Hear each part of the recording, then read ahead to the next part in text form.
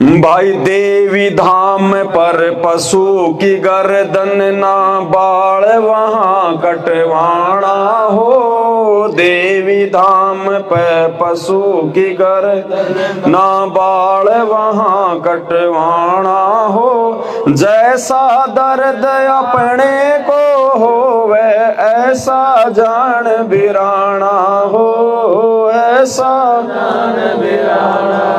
भाई घर छूटो या जग रूठो, चाहे रूठो ये संसारा हो।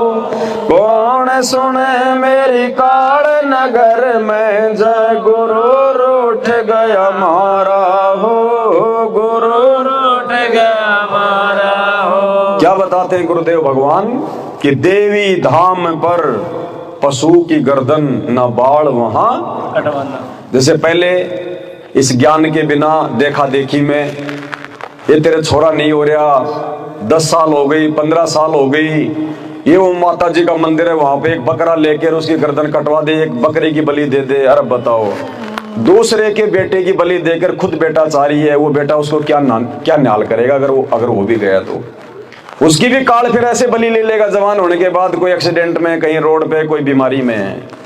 क्योंकि दूसरी आत्मा को दुखी करके हम कभी भी सुखी नहीं हो सकते। तो पहली बात तो हमने इन देवी धामों पे जाना ही नहीं कहीं, क्योंकि वहां तो उल्टी साधना, उल्टा ज्ञान, और हमने कोई भी ऐसा कुकर्म नहीं करना जिससे हमारे गुरुजी नाराज हो जाए।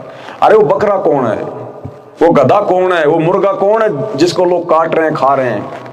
अरे वो भी तो उसी भगवान की आत्मा है। ठीक है, जब उसको मानव शरीर था उसने भक्ति करी नहीं, जिस कारण से उसको ये योनियां मिल गई।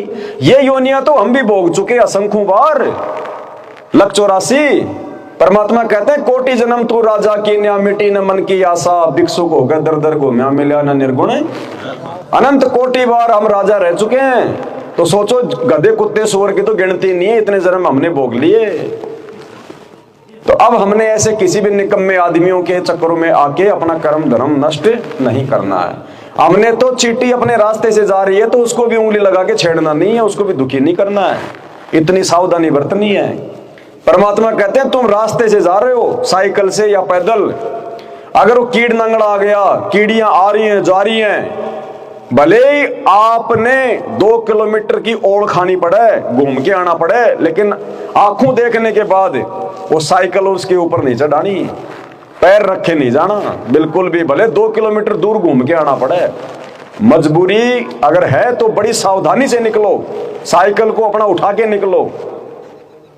अगर देख लिया और दूसरा आपके पास अगर कोई है जुगाड़, अगर आपके पास कोई ऑप्शन है तो भले 2 किलोमीटर घूम के आना पड़े, लेकिन आपने चींटियों को नुकसान, और बिना देखे चाहे लाख मर जाओ, उसमें हमारे को दोष।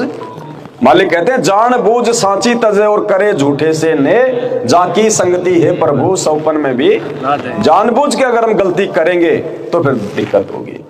मालिक कहते हैं इच्छा कर मारे नहीं, और बिना इच्छा जो है वो मर जाए, कहे कबीर उस भगत को पाप नहीं।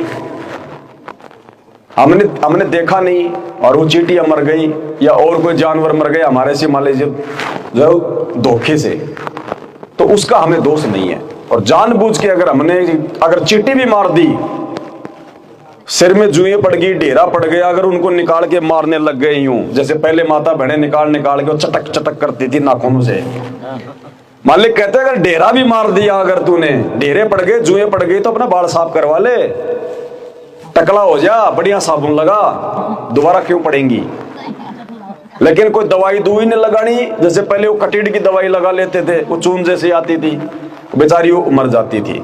अब हमने बिल्कुल भी परेशान नहीं करना है किसी भी जीव को, तभी भगवान प्रसन्न होगा। क्योंकि चाहे वो ढेरा हो, चाहे कीड़ी हो, चाहे हाथी हो, सब उस भगवान की आत्मा है। जैसे एक बाप के 4 बेटे हैं, अब उसके चाहे कोई सा भी बेटा मरे, कोई सी भी बेटी की उसकी टांग टूटे, बाप को तो दर्द बराबर होगा। तो भगवान की नजरों में चाहे कोई चींटी मरे, चाहे हाथी मरे, भगवान को दर्द बराबर होता है। तो हमने कोई भी हिंसा नहीं कर दी है।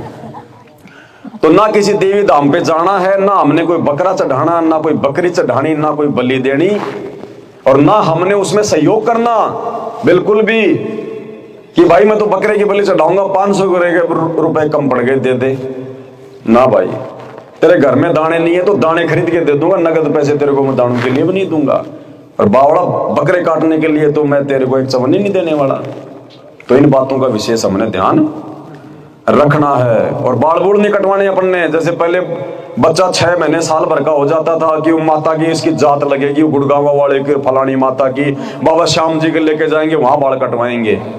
बाबा श्याम जी की उनकी गुदड़ी बनाओगा तेरा बाड़ा की, क्या मतलब बाबा श्याम जी को? कौन से शास्त्र में लिखा हुआ ये? बेचारा साल 6 महीने वो बच्चा परेशान रहता है, वहां जाके वो ना ये 2 बाल काटेगा बस, और उसके 100 रुपए ले लेगा, 200 रुपए ले लेगा। क्या मतलब है उसका? ये फालतू की परंपराएं हैं, क्या लेना देना उन बालों से उसका? समय पे अपना कटाओ, आप आराम से रहो अपना। तो अब हम गुरु की शरण में आ गए। हमारे ऊपर किसी भी देवी देवता का, भूत प्रेत का, किसी छल छलावे का, जंत्र का या मंत्र का, चाहे कोई बड़े से बड़ा शाना को भाई चाहे क्यों ना हो, कोई दुनिया का बड़े से बड़ा कोई जंत्र मंत्र करने वाला, कहते हो मुंह की खा के जाएगा सतगुरु के भगत के आगे, मुंह की खा के जाएगा। दुनिया दुखी हो सकती है, दुनिया भूत प्रेत से परेशान हो सकती है, सतगुरु का भगत एग्जाम्पल आपने देख लिया होगा, छोटा सा यहाँ कली, यानी सतगुरु के भगत के घर में इतना सा भी टिक नहीं पाएगा कोई भूत प्रेत है।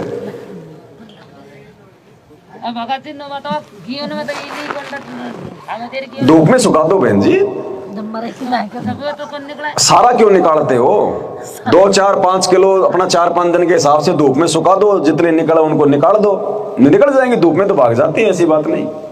बचाव करो, कहने का मतलब ये है हमने, है कि नहीं? वो फिर उनका सिस्टम है, अपने को कोई दिक्कत नहीं। तावड़ी में मरेगी, जीवेगी, है भक्ति करती नालायक। जब उसको मानव शरीर मिला हुआ था, परमात्मा की भक्ति करती, क्यों न इल्ली बनना, क्यों न कीड़ा बनना था। अब थोड़ा बहुत तो वो भी बड़ा मतलब भोग तो भोगेगी, लेकिन हमने सावधानी रखनी है, कहने का मतलब ये है। अब आंखों के सामने मटके में अगर कोई कुत्ता पेशाब कर जाए तो हम नहीं पी सकते, पीछे से चाहे कितना ही मुत जाए हम पी लेंगे, है ना? तो आंखों देखा ऐसा कोई गलत काम हमने नहीं करना है, गुरुजी नाराज होंगे, वरना जानबूझ के सांचे तजने वाली बात हो जाएगी। अब देखो बच्चा 6 महीने का है, माँ की गोद में पेशाब कर दे, वो टट्टी कर दे, माँ बाप उसको मारते नहीं है, वो रोता तो उसको शांत करते हैं, उसका टट्टी पेशाब साफ करेंगे, फिर गोद में बैठा लेंगे। और बच्चा 2 साल का हो गया, उसको पता है कि लेटरिन कहाँ करनी है, बाथरूम कहाँ करना, फिर भी माँ की गोद में करेगा, फिर थप्पड़ खाएगा वो। तो गुरु से ज्ञान लेने के बाद हम सब लोग जो मतलब समझदार हो जाते हैं, और उसके बाद अगर हम गलती करेंगे तो फिर गुरु नाराज होता है।